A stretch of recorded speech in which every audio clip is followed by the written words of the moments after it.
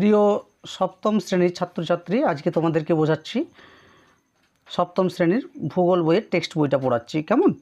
সবাই ভালোভাবে দেখবে।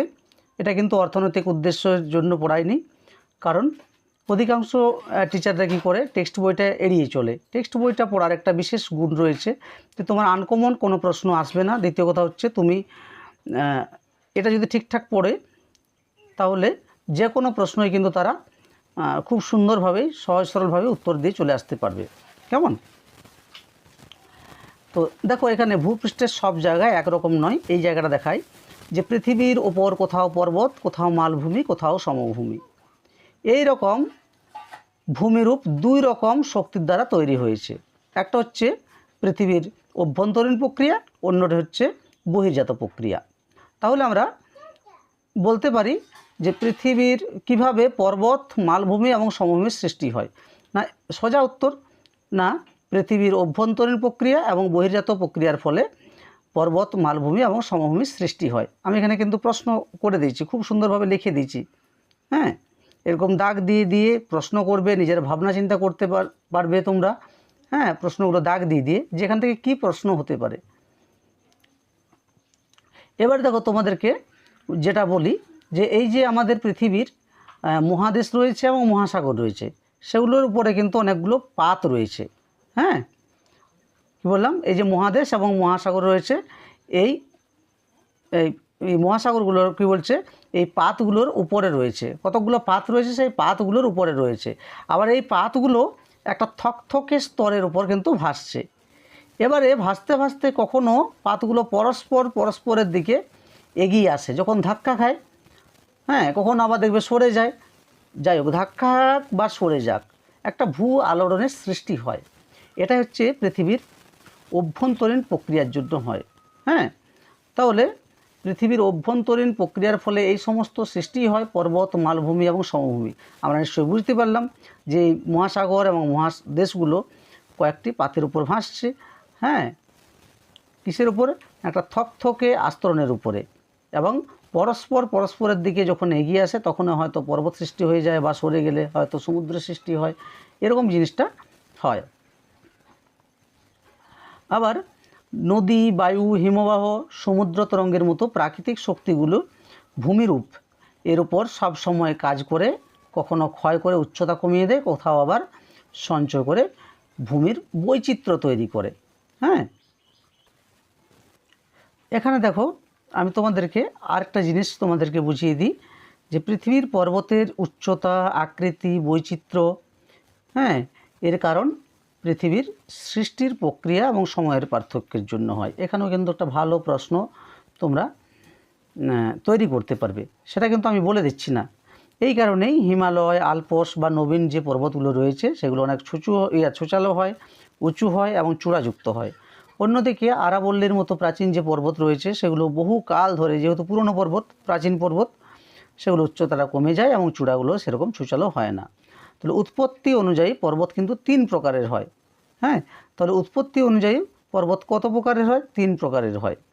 এখানে কয়েকটি আমি ভঙ্গিল জাতীয় পর্বতের নাম বলছি, যেমন এশিয়া মহাদেশের হিমালয়, ইউরোপের আলপস এবং উত্তর আমেরিকার রকি এবং দক্ষিণ আমেরিকার আন্দিজ পর্বতমালা। এগুলো সবগুলোই হচ্ছে ভঙ্গিল পর্বতের উদাহরণ। তাহলে আমরা প্রশ্ন এখানে লিখতেই পারি যে কয়েকটি ভঙ্গিল পর্বতের উদাহরণ লেখো।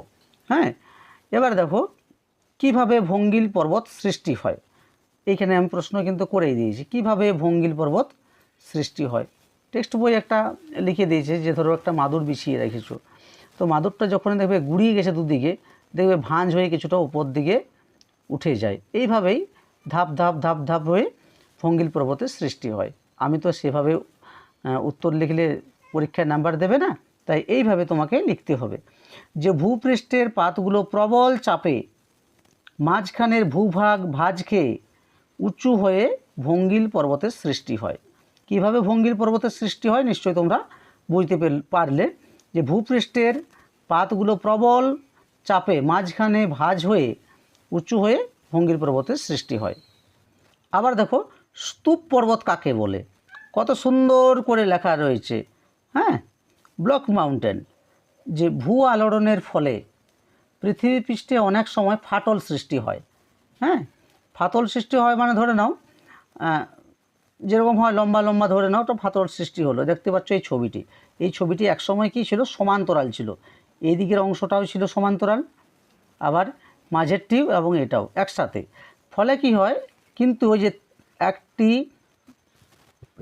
দুটো ফাটলের সৃষ্টি হয়েছে, তার মানে এই ফাটলগুলোর যে মাঝের যে ভূখণ্ড সেটা উঁচু হয়ে এবং দুপাশটার যে ভূখণ্ড সেটা নিচে বসে যায়, অর্থাৎ নিচে নেমে যায় এবং মাঝখানটা যেমন থাকে তেমনিই রয়ে যায়। তাহলে কি হলো, যে মাঝটা যেটা আছে সেটা উঁচু হয়ে গেল এবং পাশের দিকে যে ভূমিটা সেটা বসে গেল। এইভাবে সৃষ্টি হয় কিন্তু স্তূপ পর্বতের। কিন্তু আমি যখন পরীক্ষার খাতায় লিখব তখন এইভাবেই লিখতে হবে যে ভূ আলোড়নের ফলে ভূপৃষ্ঠে অনেক সময় ফাটলের সৃষ্টি হয়। এই ফাটলগুলির মাঝের যে ভূখণ্ড উঁচু হয়ে অথবা দুপাশের যে ভূখণ্ড সেটা নিচে বসে গিয়ে মাঝের যে ভূখণ্ড স্তূপের মতো পর্বতের সৃষ্টি হয় সেটাই হচ্ছে স্তূপ পর্বত। হ্যাঁ, যেমন ভারতের সাতপুরা পর্বত, জার্মানির ব্ল্যাক ফরেস্ট এবং ফ্রান্সের ভোজ স্তূপ পর্বতের উদাহরণ। তাহলে আগ্নেয় পর্বতের কিভাবে সৃষ্টি হয় না, আগ্নেয় পর্বতের সৃষ্টিটাও দেখো কত সুন্দর করে টেক্সট বইটা আমরা যদি পড়ি বুঝতে পেরে যাব, তাই তো। যখন অগ্নুৎপাত হয়, হ্যাঁ, এই যে সমস্ত এই যে আগ্নেয় পর্বতগুলো রয়েছে সেই সময় যখন জ্বালামুখ দিয়ে যখন অগ্নুৎপাত হয় তখন প্রচুর লাভা ছাই ছোট ছোট পাথর বেরিয়ে এসে জমা হয়ে একটা শঙ্কুর মতো এক ধরনের পর্বতের সৃষ্টি করে, যাকে বলা হয় আগ্নেয় পর্বত। হ্যাঁ, ভলকানিক মাউন্টেন। হ্যাঁ, যেমন কয়েকটা আগ্নেয় পর্বতের উদাহরণ আছে, যেমন ইটালির ভিসুভিয়াস, এটনা আফ্রিকার কিলিমাঞ্জারো, জাপানের ফুজিয়ামা, ইন্দোনেশিয়ার কাকরাতোয়া, এরকম আগ্নেয় পর্বত। তাহলে স্তূপ পর্বত কিভাবে সৃষ্টি হয় আমি প্রশ্ন করে দিয়েছি, কয়েকটি উদাহরণ দাও। কিভাবে আগ্নেয় পর্বতের সৃষ্টি হয় কয়েকটি উদাহরণ দাও। আমি প্রশ্নগুলো পরে পরে বলে দেবো, এই জায়গাটা একবার দেখে নাও। সাধারণত 900 মিটারের যদি বেশি উঁচু বিস্তৃত যে শিলাভূমি সেটাই হচ্ছে ভূমিরূপে হচ্ছে পর্বত। 900 মিটারের বেশি যদি হয়, হ্যাঁ 900 মিটার পর্যন্ত পর্বত বলা চলে না, 900 মিটারের বেশি যদি হয় তখন সেটা পর্বত। পৃথিবীর স্থলভাগের প্রায় 4 ভাগের 1 ভাগ পর্বতময়। তাহলে বলতে পারে যে পৃথিবীর স্থলভাগের কত ভাগ পর্বত রয়েছে না 1 ভাগ রয়েছে, তাই তো। পর্বতের বেশিরভাগ অংশই খাড়া এবং ঢালযুক্ত এবং উঁচু নিচু হয়, এটা কিন্তু একটা বৈশিষ্ট্য, পর্বতের একটি বৈশিষ্ট্য পেয়ে গেলে। পর্বতের উপরের দিকটি হচ্ছে সরু ছুচালো অংশটা হচ্ছে পর্বত শৃঙ্গ। তাহলে পর্বত শৃঙ্গ বা চূড়া কাকে বলে নিশ্চয়ই পারবে, যে পর্বতের উপরের দিকে সরু ছুচালো অংশটাকে বলা হয় পর্বত শৃঙ্গ বা চূড়া। হিমালয়ের মাউন্ট এভারেস্ট হচ্ছে পৃথিবীর সর্বোচ্চ পর্বত শৃঙ্গ, যার দৈর্ঘ্য হচ্ছে 8848.86 মিটার উঁচু। হ্যাঁ, দুটো পর্বত চূড়ার মাঝখানে যে নিচু খাতের মতো জায়গাটা রয়েছে সেটাকে বলা হয় উপত্যকা। অর্থাৎ পাশাপাশি যদি দুটো পর্বত থাকে এবং মাঝখানে যে খালের মতো জায়গাটা, যে খাতের মতো জায়গা, সেটা হচ্ছে উপত্যকা। অনেকগুলো পর্বতশৃঙ্গ বিরাট উপত্যকা অঞ্চল জুড়ে যখন অবস্থান করে তখন সেটাকে বলা হয় পর্বতশ্রেণী, মানে বহু পর্বত রয়েছে এরকম। আর এরকম অনেকগুলো পর্বতশ্রেণী বিভিন্ন দিক দিয়ে একটা জায়গায় এসে মিশলে সেটাকে বলা হয় পর্বত গ্রন্থি। তাহলে পর্বত গ্রন্থি কাকে বলে, পর্বত শ্রেণী কাকে বলে, এগুলো নিজেরাই বানিয়ে লিখতে পারবে। দেখো আমি প্রশ্নগুলো কত সুন্দর করে খাতায় লিখে দিয়েছি, তোমরা প্রশ্নগুলো খাতায় লিখে নেবে এবং এখান থেকে খুঁজে খুঁজে তোমরা উত্তরগুলো করে নেবে। কেমন?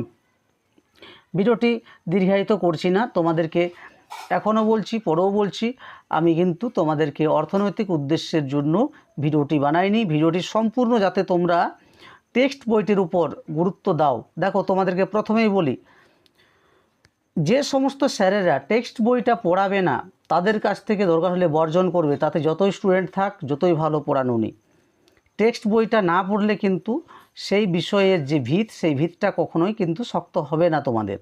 তাই প্রতিটি অধ্যায়ের প্রতিটি পাতার লাইন বাই লাইন পড়বে, সেখানে কি লেখা রয়েছে, সেখান থেকে কি কি প্রশ্ন হতে পারে সেগুলো দাগ দিয়ে খাতায় লিখবে।